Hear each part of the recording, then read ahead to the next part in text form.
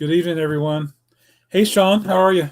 Hey, Hey, buddy. what's shaking? Another day Everybody, in paradise, my friend. Another paradise day it in is. paradise. My two favorite record gurus. Hello, Kurt. Oh, there we go. Hello, Kurt. How are you? Hey, Kurt. Shawn is joining tonight. We're going to do some cocktails and vinyl. So let's go ahead and say cheers. Cheers, Shawn. Sorry. Was on YouTube looking at that. Cheers. Yeah. Just close out YouTube. I'll pop these up here. Oh, okay. Cool. Excellent. That Yeah. makes my life a lot easier. Hello, Hey, Russell. Russ. How are you? I got to get Russell up here one night. Gosh. Yeah. I got to get Kurt back up here one night. Yeah. Absolutely, yeah. So there we go, folks. Shawn, did you bring anything to show? A few things. Got a couple. A three pack of new arrivals. I was showing Adam this one behind stage, but from the Raleigh area, local bands, Southern Culture on the Skids. This is their very first 7-inch from 1984. I love how they like spray painted a little bit of orange there on the back, and it's got the matching bright orange insert. So this is a cool little 7-inch. Got 3 songs on it. Yeah, it just kind of shows the band in their infancy. Before they sort of got a little bit of popularity in the 90s. So yeah, that was. I love those DIY 7s. Yep. They ordered the vinyl, and then they did everything else themselves. Oh yeah, I mean this jacket is just it's literally a piece of paper folded. Like that's it. That's all it is. That's the jacket. It's awesome though. Oh yeah. I mean, hey, it was an easy way to get your record out on the cheap, which is exactly what those bands needed to do. What year was that? It's 1984. You can see the label there. Yeah. So this was recorded in Carborough at Lloyd Street Studios. Very cool. Yeah. So yeah, neat little piece of local history there. I know you have watchers from far and wide, but I'm local for Adam. I live about 30 minutes from him. So the second thing, new arrival, which I thought was cool. Jacket's a little bit torched, a lot of tear dropping because it's all black, but the vinyl's in pretty good shape. It sounds good. Sun Ra's Astro Black came out on Impulse in 1973. This is some pretty wild stuff. I got to be in the mood for Sun Ra, but I do really like this one, so I was glad to score a decent copy. You know, like I said, I don't care as much about the jacket. The vinyl works. So yeah. Oh yeah. Oh wow, Kurt, I haven't thought about Mojo in a long time. I haven't heard their stuff in forever. Good reference there. Kurt, did you hear of Southern Culture on the Skids when you were in Nebraska? Yeah. I'm sure Russell heard of Southern Culture on the Skids. Yeah, and I mean, Southern Culture on the Skids had some commercial success. They had 1 or 2 things make the radio in the 90s. But throughout the 80s, I mean, they were just playing dive bars and putting out DIY records, you know. So yeah, but they also traveled like crazy. He did. They played in Nebraska. Yeah, I bet. Yeah, whenever any of those, you know, kind of tours would come through, I'm sure that's probably how they managed to eat in the early days. You know, the early days, we used to call them Scots.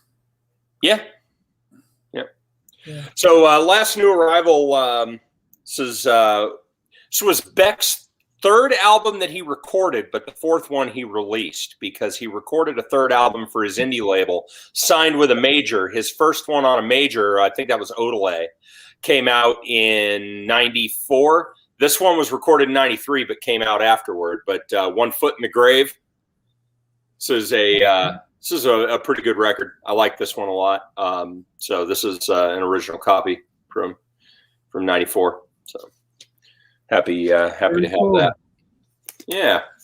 For me, it's Turn Blue. No. What's that? For me, is it Turn Blue? Yeah, that's a good one. Yeah. So I was going to talk a little bit about a niche format, or what didn't start out as a niche format, but sort of became one, which was 10-inch LPs.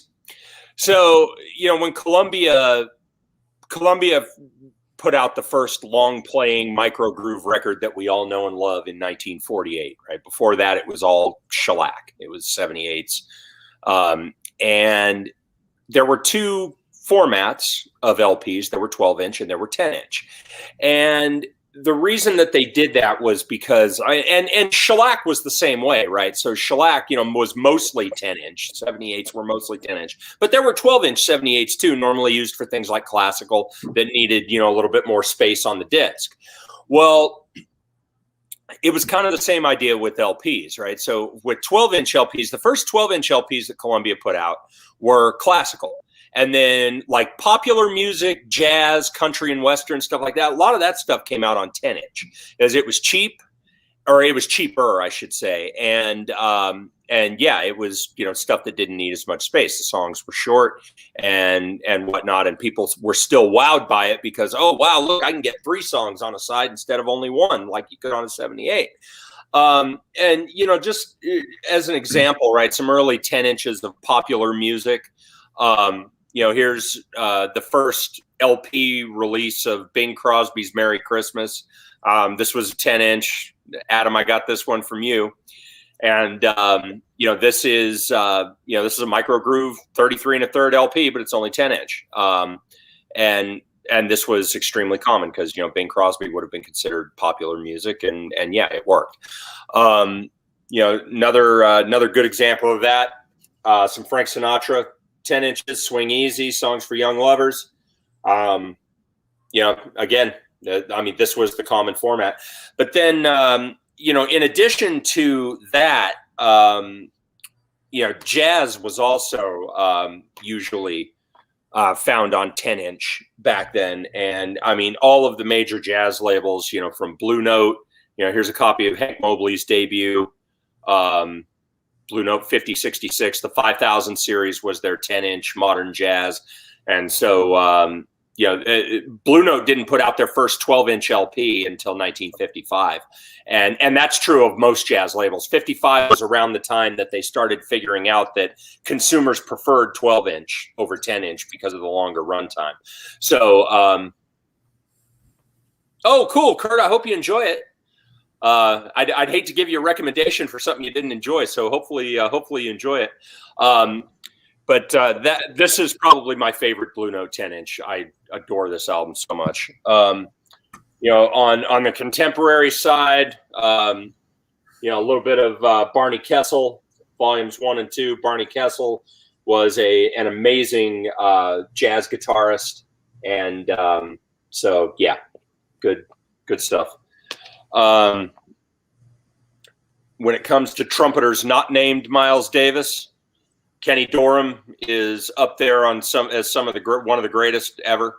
And this was his debut LP, actually on Debut Records, which was a label that was owned by Charles Mingus and Max Roach, to put out quote unquote new artists on the scene, and for Mingus and Roach to put out some of their own stuff as well. So this one's from 1954. Over on the Pacific Jazz side, we had things like, Clifford Brown and Zoot Sims. And then Jerry Mulligan's debut for Pacific Jazz, PJLP 1. So this was the very first Pacific Jazz 10-inch LP release. And then this last one is Jerry Mulligan and Lee Konitz. This one is PJLP 2. So yeah. And then, as 10-inch kind of faded away and gave way to 12-inch, throughout the late 50s and the 60s and the 70s, 10-inch sort of got relegated to niche things, sometimes EPs and stuff that would get put out. Like between her second and third albums, Ricky Lee Jones put out a 10-inch that is outstanding. This is actually one of my favorite of her releases. So yeah, this is called Girl at Her Volcano.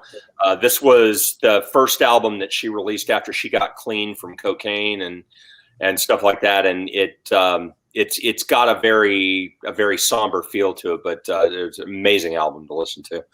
And then, more into the modern time, right? Alice Cooper decided he wanted to put out an EP in 2018. I think this was a Record Store Day thing.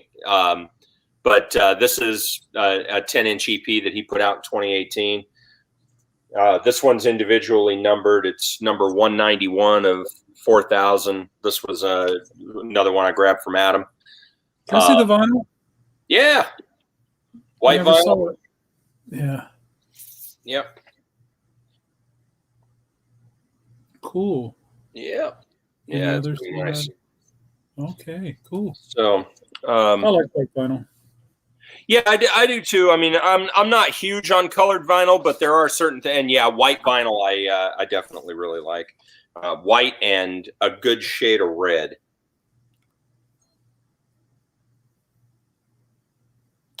Come on. There we go. I'm a little OCD about leaving records out. So this was an interesting one. So in the late 70s and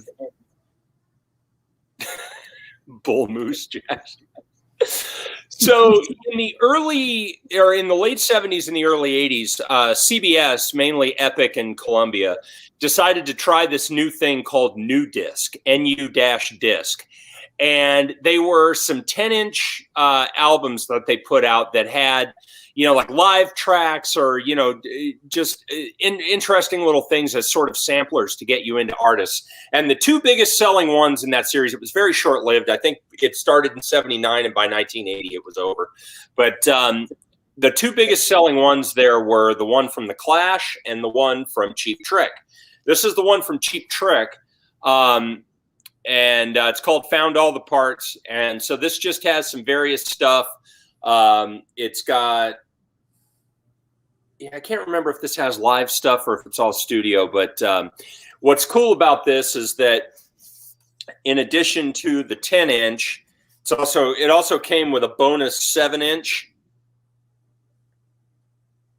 Oh, one of the Cheap Trick ones? Just one from that series. I think. Oh, one from that series. Okay. Yeah. So this came with a bonus 7-inch. And then also this like marketing flyer kind of thing about what Nu Disc is and why you should want it and all that. The other thing that's cool about this particular copy, signed by all 4 band members, and they didn't deface the cover. They signed the inner sleeve. Yeah, a lot of people. Some people like that, and yeah, me too. I much prefer to have the inner sleeve signed than to have the cover signed. So yeah, so that was a neat. That's always been one of my little cool jewels that I've enjoyed having. And I wish they carried on Nu Disc. I really like that series. Oh, Nu Disc. Mm-hmm. Yeah, there were some decent releases there, but. Yeah, just didn't take off with consumers, I guess. Yeah. And then this was another 10-inch that I grabbed from Adam. This is a band called The Promise Ring. This came out in 2002. This is a double 10-inch. I believe this is just black. Yeah, it's just black. But this is a killer indie rock album. I've loved this album forever. And so I was very happy to turn up an original copy of this on vinyl. So thank you, Adam. You're welcome. And then you had other bands like Radiohead, who had a couple of albums in the early 2000s that were just long enough. Oh, cool. I didn't know that, Kurt. Very nice. So Radiohead had two albums in the early 2000s that were just long enough that they wouldn't fit on a single 12-inch, but they were short enough that they didn't need four sides. So they could have done three sides of a 12-inch and then an etched fourth side, but instead they decided to just do it on double 10-inch. And so you got Kid A and Amnesiac. And these are cool. These sound great. And cool. yeah. Hey, Candy, how are you? Thanks for joining us tonight. Two of my favorite Radiohead records. And then lastly, a 10-inch that I bought as a teenager in 1994. This one might be of interest to Kurt. Rancid's album Let's Go. So this is another one on double 10-inch white vinyl, Adam.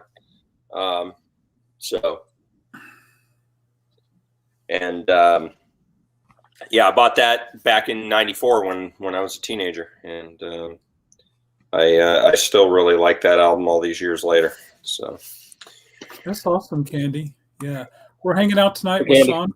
So we're doing just hanging out. Shawn's right here. So moving on, I listen to a good amount of Sirius XM when I'm in the car. And a lot of that is just the couple few channels that that I just kind of go back and forth with. Oh yeah, that's right. Didn't that come out on double 10-inch in like England or something? I think it was either the UK or Germany. Yeah, where that came out on double 10-inch. I've seen one of those once, but yeah, that would be a cool find. Absolutely. But anyway, I've got the couple of channels that I always go back and forth on, but recently I discovered a channel on Sirius called Hair Nation, and they play a lot of good stuff, and honestly, Adam, a lot of stuff that I had forgotten about, man. I mean, the playlist on that station is deep.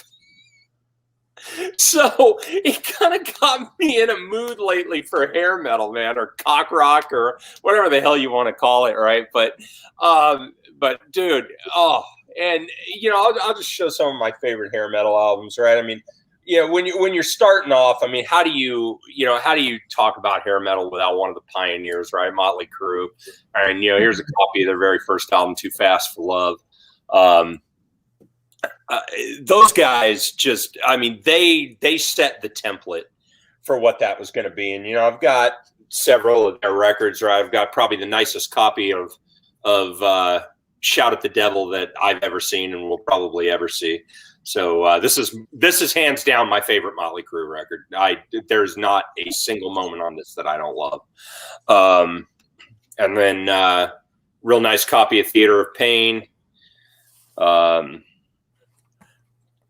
Loved copy of Livewire. There you go. Live. And then a nicely loved but great sounding copy of Girls, Girls, Girls. And my second favorite Motley Crue album, Dr. Feelgood. Home Sweet Home, good stuff.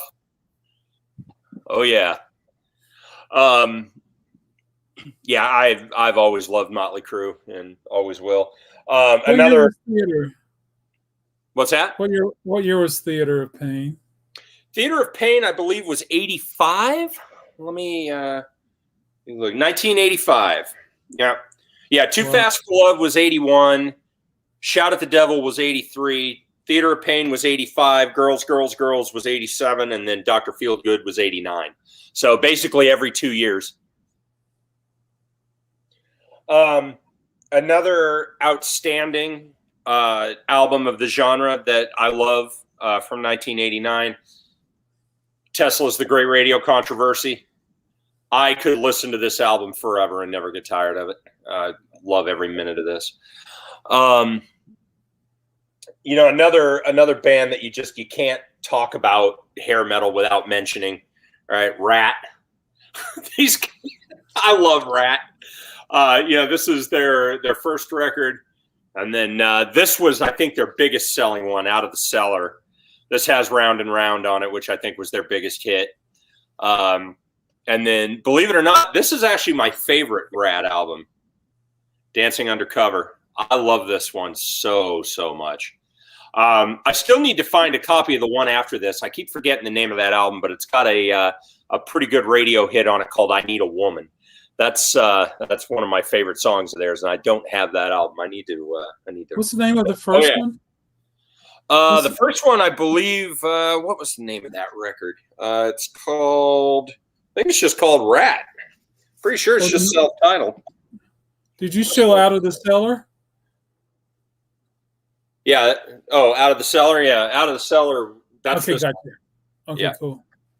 Yeah, I think the first album's just self-titled.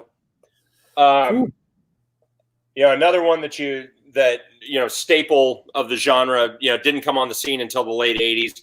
But John Bon Jovi was actually best friends with the lead singer of this band. They had a pact that, whichever one of them made it first would help the other one out. Sure enough, John Bon Jovi made it first. And he helped get these guys a record deal and took them on tour with Bon Jovi to open Skid Row. This is the first album from '89. This is the one that's got Big Guns and Can't Stand the Heartache and Rattlesnake Shake, 18 Life, I Remember You. I mean, this name a Skid Row song and it's probably on this record. So this is an all-out classic of the hair metal genre, no doubt. What's interesting, though, is that album is very poppy. And then in 91, when they put out their second album, that one was a lot harder and a lot more action-packed. And that was Slave to the Grind. This album is just balls to the wall, man. And this is the Record Store Day release that came out last year because it's the first time that this has ever been available on vinyl in the U.S. in an uncensored version. This did come out in the U.S. on vinyl in 91, but it was only through Columbia House, and the song Get the F Out was replaced with Wasted Time. And so this is definitely the copy to have if you want the full uncensored album. Hello, Bipster. Thanks for joining us tonight. Appreciate you hanging out with us. And then, another one, can't mention these guys. You can't mention hair metal without Twisted Sister. These are the two I have. Of these, I think, Stay Hungry is bleh. Which one? This one. This is the one that has, all the songs everyone knows, of course. But I've always been partial to Come Out and Play. I think they were, I don't know. I feel like this one was a little more raw, maybe. But yeah, I love both of these albums equally. But if I had to pick one, I'm gonna take Come Out and Play, I think. Does your manhole cover lift? Huh? On the front. No, this one doesn't. I've yet to find one with the manhole cover that pops up that didn't look like it was used for Frisbee practice. So first time I do, I'm on it. But yeah, no. So now, a lot of hair metal had a theme, right? A lot of the songs were about, sadly, a lot of them are a little misogynist, maybe more than a little, depending on the band. But, a lot of it is just, about partying and having a good time and girls backstage and all that kind of fun type of stuff. But these guys, I always felt like had a little more to say, and they get lumped in with hair metal, whether or not that's fair, I don't know. But, they had progressive elements. They talked about, they told stories. They were a lot more about theatrics than a lot of the hair metal bands were. But Wasp, Adam, we've talked about Wasp plenty, but I think it's fair to lump them in with hair metal, but they were definitely a little more deep, I think, lyrically than a lot of their contemporaries. They used to be so heavy. I know, right? Now it's kind of like Bobby Sherman with guitars. I know. It's awesome. This album rocks my ass off. Lizzie Borden's Visual Lies. I cannot state enough if you find a copy of this and you like 80s hair metal, pick this up. This is another one that I don't even know. We are sexually perverted. That's that one. Is there another one, Kurt? I don't remember. Well, that was like all these people that thought KISS, KISS, stood for, what was it, Kids in Service of Satan or something? Satanic Service. Oh, Satanic Service. That's what it was. I guess it depends what you ask. Yeah, but Visualize. So Lizzie Borden was another one that mixed in some deeper lyrical subjects and stuff, and the music just rocks. So good. When you were talking about Bon Jovi, I was thinking that it was Cinderella that he brought up. No, it was Skid Row. Okay. Yeah, because what the hell was the singer's name? Sebastian Bach? Or not the singer, but the guitarist in Skid Row. I can't think of his name now. But no, he was Knights in Satan's Service. That's what it was. Yeah. Every church had their own version. Hey man, I don't know, man. I miss a good satanic panic. Oh boy. But anyway, so another all-out classic of the hair metal genre, in my opinion, that I feel like gets forgotten about a lot these days was that first White Lion record. Oh yeah. Oh my God, Pride! Yes. This album is so good. And then hard to talk about it without David Coverdale getting involved a little bit with Whitesnake. This was, I think, Whitesnake's biggest record, certainly. Let's see. Neil Murray's on bass. Neil Murray would leave after this to go and join Black Sabbath, believe it or not. Neil Murray played with Black Sabbath during a lot of the Tony Martin years, very late 80s and early 90s. Neil Murray was on he was on Tear, he was on Cross Purposes, and I believe he was also on Forbidden. So yeah. This is another one that is kind of forgotten about. These guys had some hits on the radio, but I mean, they never get played anymore. But Law and Order. Law and Order, yeah. You remember these guys? Yeah. Yeah. So Shawn, backstory: WKNC 88.1, North Carolina State University. During the day, that's all they played was hair metal. Really? On Saturday nights, they had Chainsaw Rock, and they would play Wasp. No shit. Some other stuff like that. That's cool. Yeah. So yeah. You were at KMC for a while, right? Yes, growing up. But when I got there, it started changing, and there was less hard rock being released. Sure. And, yeah. But yeah, it was awesome. So yeah, I knew these bands. I would listen to them. Bring your daughter to the slaughter. Yeah. I love that Iron Maiden album. People shit on that Iron Maiden album all the time. Oh, what? No Prayer for the Dying. God, I love that album so much. That record has so many good songs on it, but people just hate it, man. That's got Bring Your Daughter to the Slaughter. That's got Public Enema #1. God, what else is on that record? Jesus, that's a good album. Hold on. So actually, let me show this because it's kind of cool. So this is it from 1990. And this is actually a U.S. pressing from 1990. It's got the inner sleeve, and also it came on translucent red vinyl. Ooh. Yeah. So it was kind of cool. But yeah, God, what else is on this record? Tail Gunner, holy smoke, good. Yeah.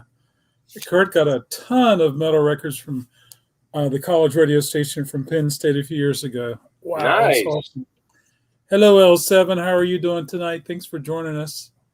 Hanging out with Shawn tonight. We're doing cocktails and vinyl. Hey, everybody. Cheers. Okay. So, we started talking about 10-inch jazz records, and they're on hair metal. That's me. Yeah. Extreme 2, Porno Graffiti. This is This was Extreme's best album, I think. This is the one that's got More Than Words, which is probably the song that they're most remembered for. But man, they have so many good songs on here. I mean, I love Little Jack Horny and When I'm President, Money and God We Trust. That's a great song. There's so much good stuff on this record. I saw Extreme live. They were very good. Yeah, they I knew a few people when I lived in Rhode Island that saw Extreme when they were still, like a bar band playing clubs around Boston. And, they said that, I mean, they just blew the roof off of every place that they ever played. Yeah, yeah. Gary was so animated. He was like a ballet dancer all over the place.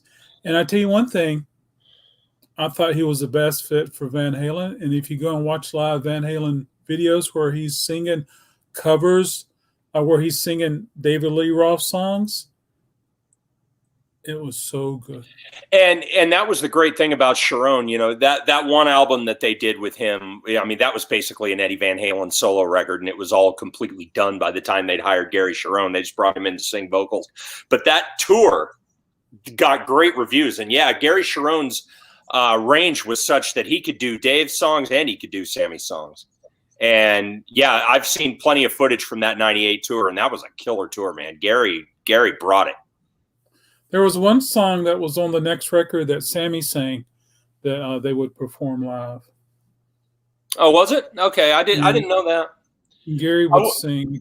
I would have loved to have seen that last tour with Sammy Hagar in '95, the Balance tour. Well, I guess it wasn't technically the last tour because they toured again in 2004, but that tour was a disaster.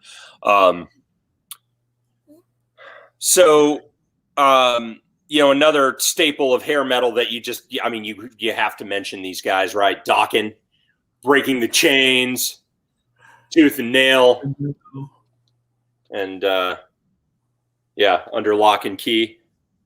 These are all great records. I love Dokken.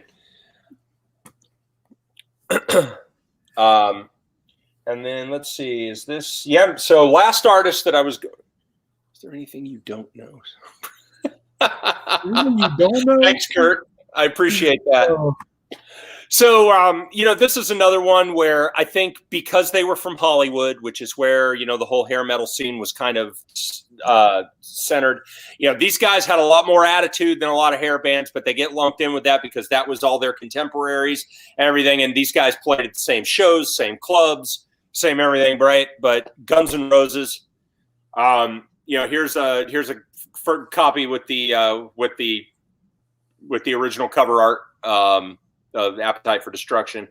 So this is, it's funny. People call this the band cover, but it was never actually banned.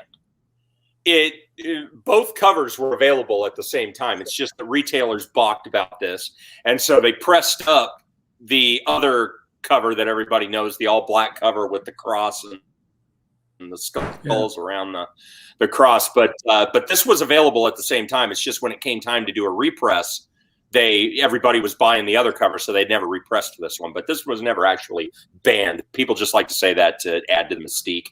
But yeah. So then after that, GNR Lies.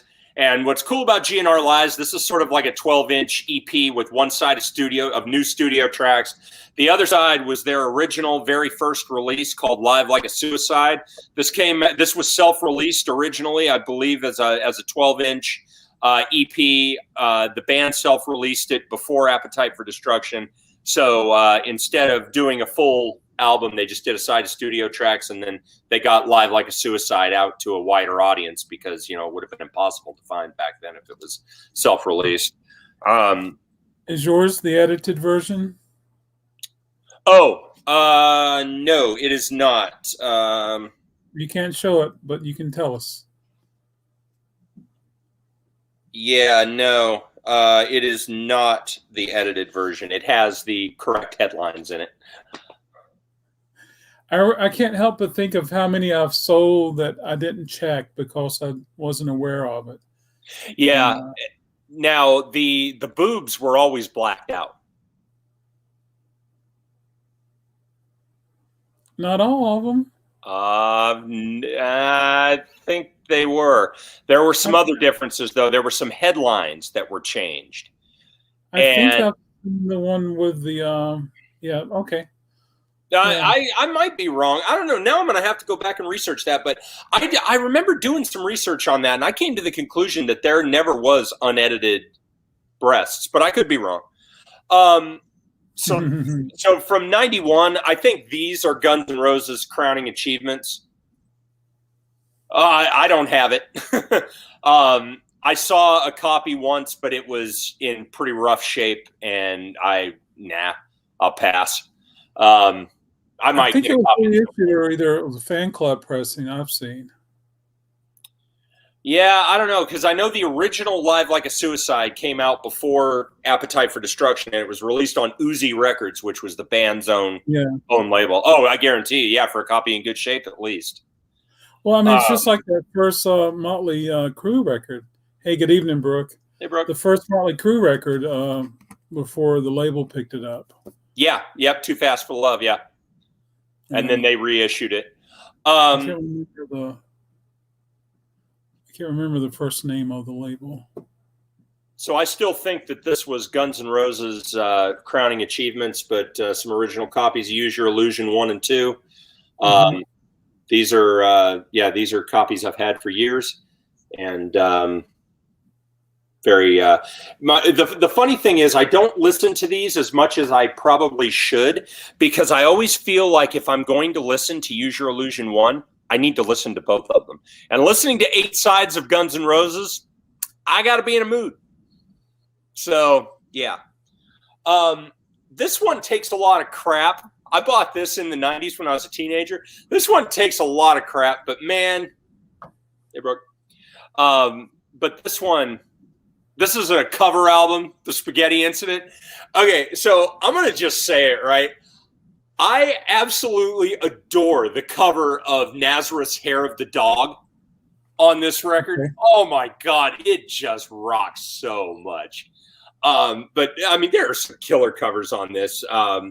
Since I Don't Have You and Down on the Farm. The cover of the Stooges' Raw Power, I think, is pretty good on this. And these original copies from '93 have translucent orange. So good stuff. Is Slash on there? Believe so. Yes. Okay. This was before he had that big falling out. Let me see. Slash is on this. Yes. It looks like it's canned spaghetti. Oh, it definitely is. Yes, it's definitely SpaghettiOs or Chef Boyardee or whatever you want to call it. And then the last one, Guns N' Roses, this is probably the most expensive album recorded in history. But in 2008, when Chinese Democracy came out, this was released on vinyl exclusively through Best Buy. And so I was there on release day to get this. I had heard some tracks off of it and I liked it. People's opinions vary because of, the fact that it's basically Axl Rose on a revolving door of musicians. And, it took him 15 years to make it and all that kind of stuff, but I like it. So. All right. So that concludes the hairspray and cigarette lighters.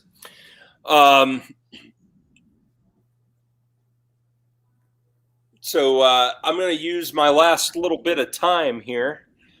Oh, nice. Oh, I love Velvet Revolver, man. That was Slash and Scott Weiland and who were the other two guys in that band? Duffy? It was Scott Weiland from Stone Temple Pilots. It was Slash from Guns N' Roses. And I'm trying to think, was there one other member of Guns N' Roses in that band? I don't think it was Duff McKagan. Was Izzy Stradlin in that? I can't remember. But yeah, that first Velvet Revolver record, I think it came out like 03 or 04. God, that was a great album. I actually have that. I have an original copy of that on vinyl that I bought when it came out. Actually, it's right behind me. Yep, right here. There we go. Velvet Revolver. Yeah. So who You all can is tell on? us who the other two are. Yeah. So good stuff. So last little bit of time, I'll foray back into jazz. I think Atlantic Records is remembered. Virgin Fest, or else about Bad Brain. You saw Amy Winehouse? I never knew she played in America. Wow. Well, that's a conversation to be had. Oh yeah, Kurt, you're gonna have to tell me about that sometime. Absolutely.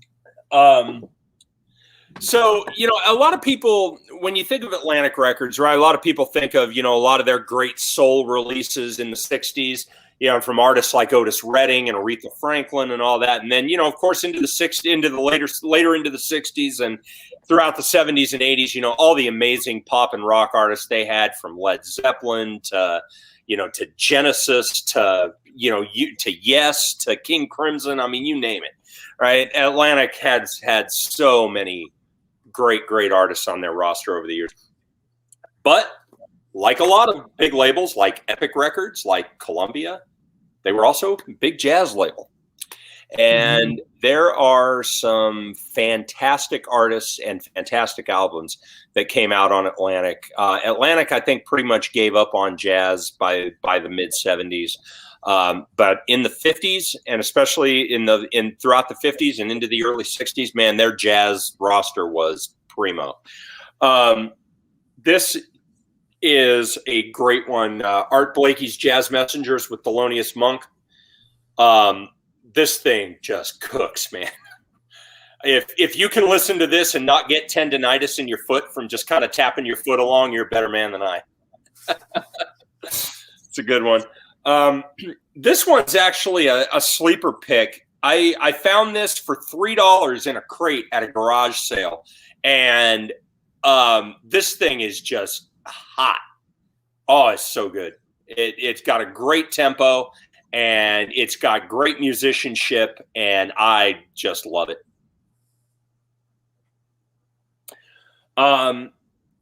One artist who really came on the scene and Atlantic really brought him to prominence was Ornette Coleman. Ornette Coleman was always known, for being a little bit left of center on his stuff, but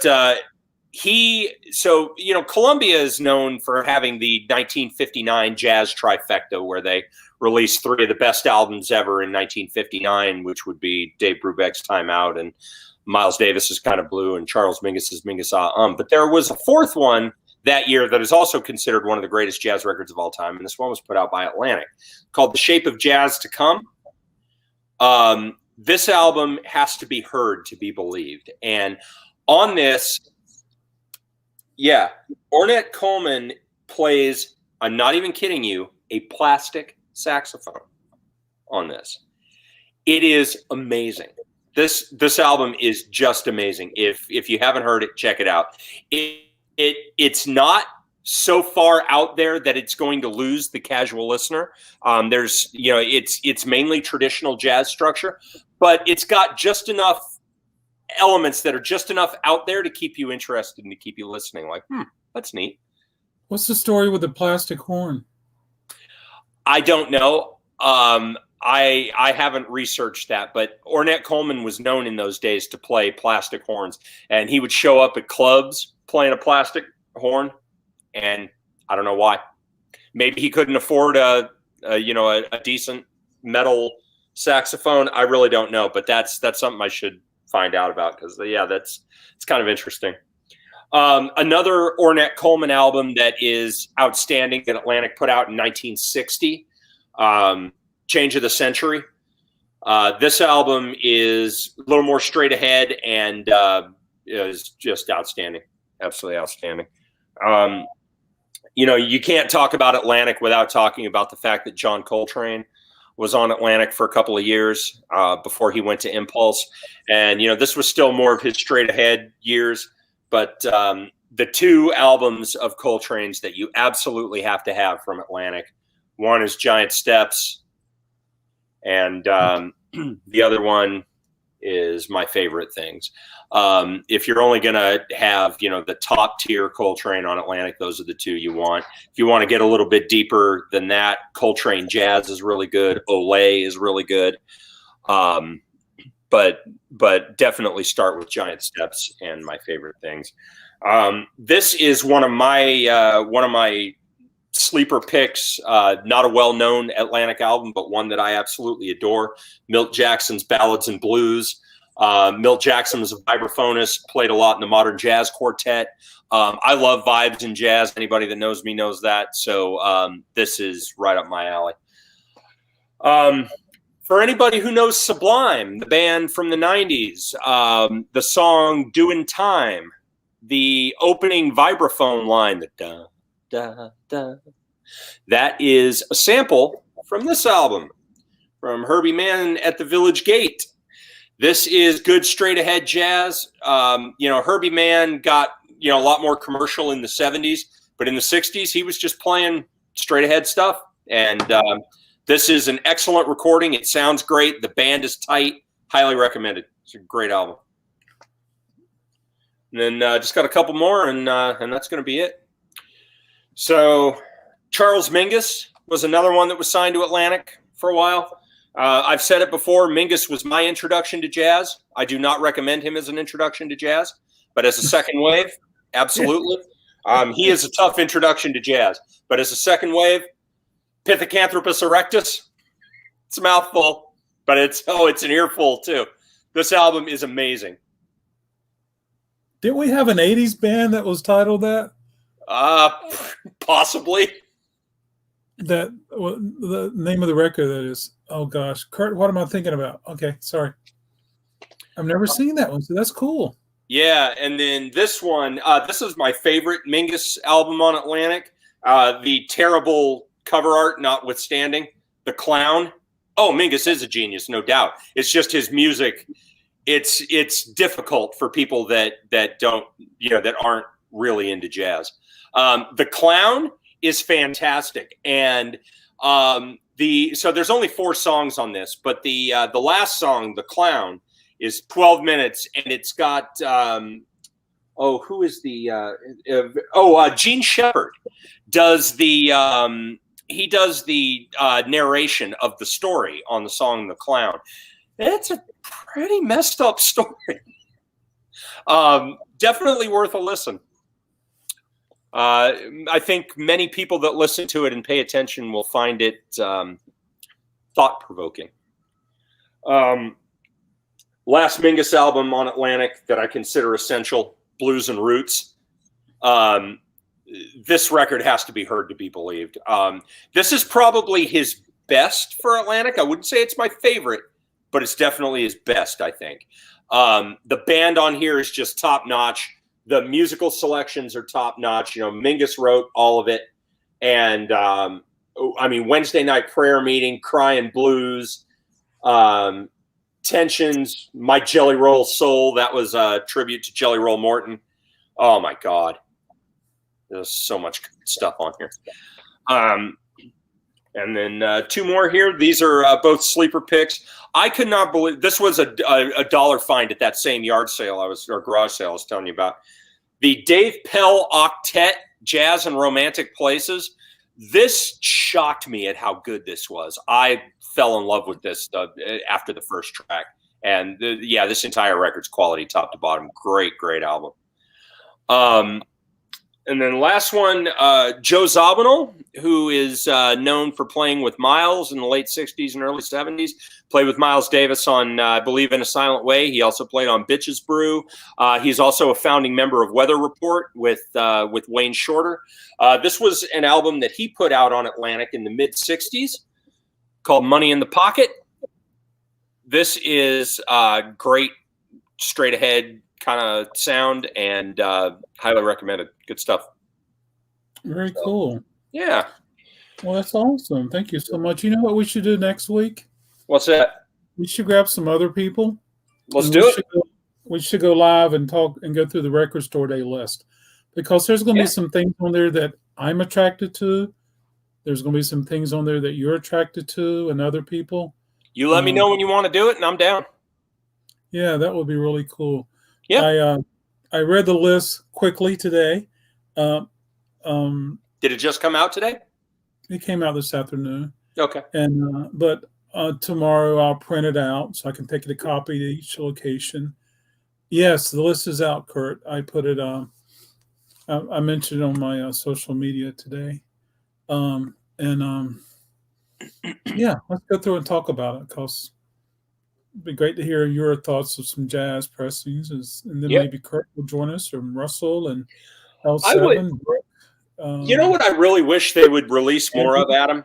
You remember in 2019 when on, I believe there was a couple for the regular record store day, there were a couple for Black Friday. You remember they put out those 10-inch blues 78s that they were like Blind Willie McTell and Robert Johnson and a couple of others, and they were just reissues of the 78s. They had one song per side. You could play them on a modern turntable, though, right? They weren't shellac or anything. But they spun at 78 RPM. And man, I would love to get some more of those because I grabbed like 3 of them, and I just love them. They were great, no frills. They sounded as good as you could possibly expect those things to sound. And yeah, I was very, very happy with those. I would love to see more of those. As cool as I think 10 inches are, and as cool as you think 10 inches are, a lot of the 20, 30-year-olds don't think 10 inches are very cool. I know. Yeah. And so it's a trickery place to be when you order cool records, cool titles that are 10 inches, because sometimes 10 inches just sit around for a while. So I have to be super careful about that. Yeah, I know. And even the Radiohead, I think when they were reissued, not on 10-inch. Yeah, I think there was a 12-inch release. Yeah, I know it's been reissued on 10-inch, but I know there have been 12-inch releases too. Yeah, okay. Hey, see, Mick. Yeah, Mick knows too. Yeah. Yeah. Yeah, I had like 3 of those. Mick, if you'd like to join us next week, you can do that. Bastard Kids. Yeah. Wow. Yeah. And Shawn, one other thing that I'm going to interject with the 10-inch records. So, Kid A, absolutely. Yeah, we were talking about that earlier tonight, Brooke. Kid A and what was the other one? Amnesiac. So we had 10-inch shellac, and then we went to vinyl. And so there was a lot of not only 10 inches, but 12 inches of vinyl that was released at 78 RPM speed. Yeah. Yeah, so that's really cool. Yeah, the 12-inch shellac 78s, those were, or at least I think every one that I've ever seen has been classical. I think that was the reason why they had 12-inch shellac. Although actually, now that I think about it, I think Blue Note had some shellac 12-inch before the LP era too. But and that obviously would have been jazz. Opera also, yeah. Yeah, I want to get me a proper 78 stylus for one of my budget record players, just so I can listen to some of this stuff. I mean, one of the most exciting things, that's not even fair to say, but I'm glad in the last few months that I discovered I buy old records. That guy loves 78s, and I'm learning a lot from him. Yeah, there's a whole world of music that people have just forgotten about because so little of it has made the transition to the modern era. But I mean, so much music on those old 78s, and a lot of it is probably pretty campy and just hasn't aged well and stuff. But I mean, there have got to be so many diamonds in the rough that you just never hear about and we'll probably never hear because there's just so much of it out there that trying to wade through it, I mean, you could spend a lifetime doing that. Yeah, I have with the right system 78s or so awesome. I would like to hear a 78 shellac on a proper playback system. I mean, and I've thought about maybe getting a like a 3 millimeter cartridge because my Ortophone 2M cartridge. Ortophone makes a 3mm stylus that will work on shellac for that cartridge, so I could technically buy one of those. But I always feel like if I was going to do that, yeah, I'd like to have a vintage player. Like that's one of those things where I just don't think that they're going to sound right on modern solid state equipment, you know? I mean, maybe I'm wrong. I mean, you know, you could probably say the same thing about a lot of the They gotta jazz sound better than the well, I don't know if I'm going to go that far, but yeah. I have an Empire I could probably set up, and I also have a radio transcription player I could set up with a 78. Yeah, but yeah, I would just like to hear it, even if it's just going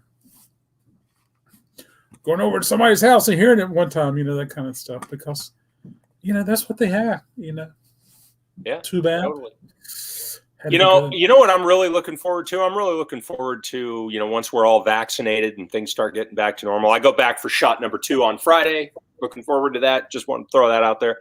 But I'm looking forward to, you know, all of us, you know, maybe me, you, Kurt, anybody else who's local that I don't know. I'd love to just have all of us get together at Record Crate sometime and just, you know, stand around and just shoot the shit in person for a while. Because, man, it's just been too long since we've been able to do that.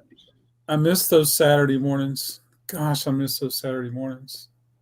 You know, there's a great meme of a group of friends sitting around a campfire, and they're passing a joint around, and it said, "Who would have thought in 2020 and 2021 that the gathering is what was illegal and not the marijuana?" I saw that. Yeah. Yeah.